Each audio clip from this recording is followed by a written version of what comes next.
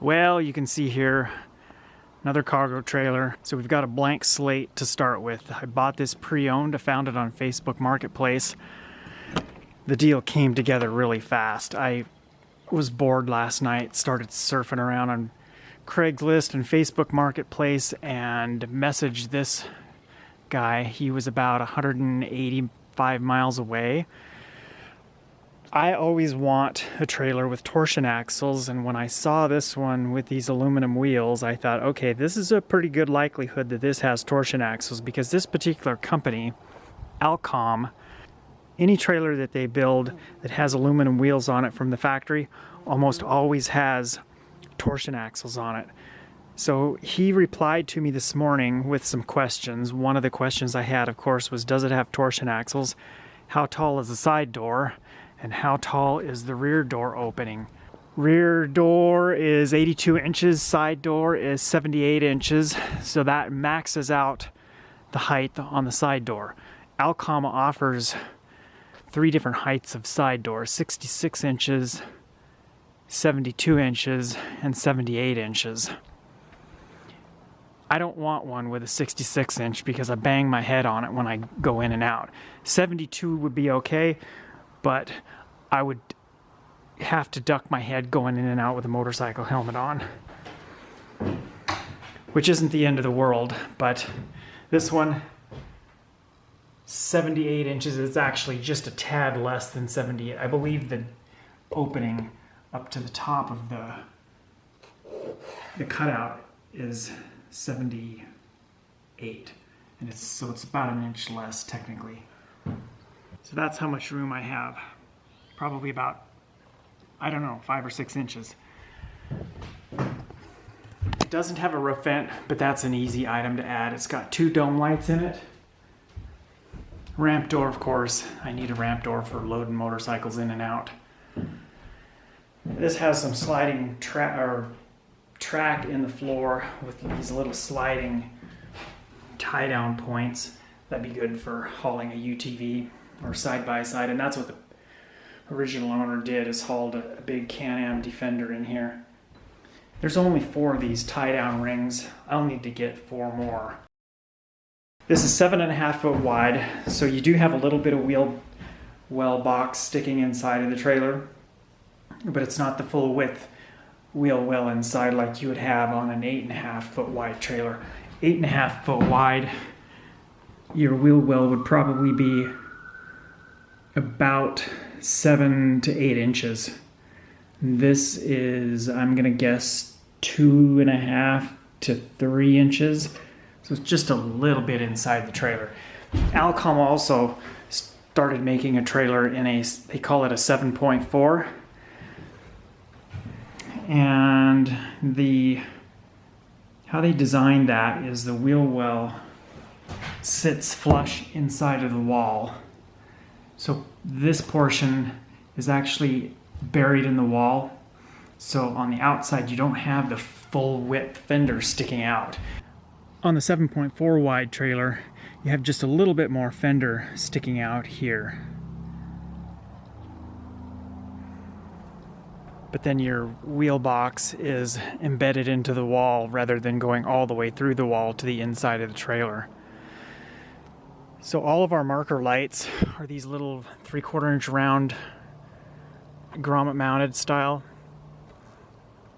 These are called Salem flow through vents. I don't really know what the word Salem represents. Maybe it's just the brand, but you've got one back here at the bottom, one up front on the other side. The other one up front is flipped around, so as you're going down the road, it's going to draw air in at the top and then exhaust air out the bottom here on the back. That way, if you're hauling motorized equipment with gas in it, any gas fumes will exhaust out the back, at least in theory. We've got a nice sliding side window. That'll be good for getting a little bit of daylight inside. That way, like when I'm camped or when I'm parked at home, I can just open up the door and I won't have power to the trailer, and then I can see what's going on inside when I'm moving stuff around or whatever. here's the intake air vent. This does have a V-nose, and it's also a sloped V-nose, so it slants down at the front. Some trailer manufacturers call it a sloped V-nose, some call it a slant nose. It's not something I really would have wanted if I was to go buy a new trailer, but this one was too good of a deal to pass up, so I snatched it up. Previous owner installed some little D-ring style hooks there to strap stuff to the walls. I'll probably take those out because I'll likely end up building some sort of a workbench across the front and then find a better place to put that spare tire. He has some E-track here on the walls. What he had done was bolted that up and then used some little brackets that's situated in here vertically to hold a 2x4 vertically. Ran a 2x4 all the way across, one at the front, one at the back, and then had a bed platform. So when he was out doing side-by-side runs in his Can-Am Defender, he could camp out in the trailer. And the reason he's selling this is because he wants a bigger one so that he can do a little bit more outfitting to turn it into a little mini camping rig. He wanted to put a fridge in the front.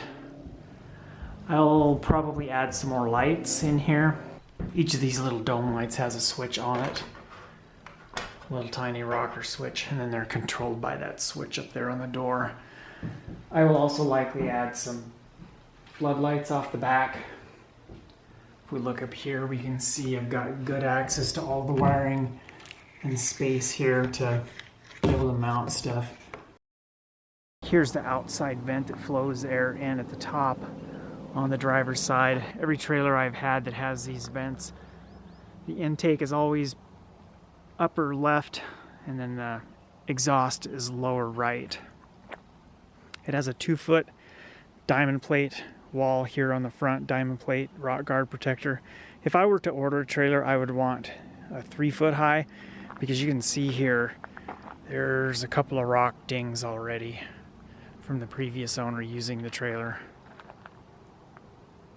There you can see it in the reflection. And I think that might be the only one on this side. On the other side there was several. With my current cargo trailer, I have a toolbox over on that side and then space under the workbench for a stack of 2 plastic bins, so I can put 4 bins under the workbench. So with this door being situated so close to the front, it kind of makes a challenge to build the bench and have enough space to stack those plastic totes that I use. So I'll just figure out a workaround and figure it out as I go. I don't know what I'll do yet. I may just put the toolbox in the middle, have places for totes on each side. I'm not sure. You can see some blue tape here over the track. I had installed that just before I was getting ready to paint the floor. As far as the tie downs go, the little sliding pieces that go into the track, I checked at the local Alcom dealer, and the crazy thing is dealers want $40 just for one tie down. So I said, well, I'm not going to spend that much in tie downs. If I wanted 4, it would be $160. So I went to a local metal shop, bought some steel stock and some aluminum stock, and ended up making my own. And the D-rings, I didn't even have to buy those. I already had those in my collection of stuff that I've taken out of other trailers. So I was into the whole project building 4 more tie downs for probably about $20 total. So the plan with this trailer is to get it outfitted to haul my Polaris Ranger as well as to be able to haul my motorcycles, not at the same time, either motorcycles only or UTV my Polaris Ranger.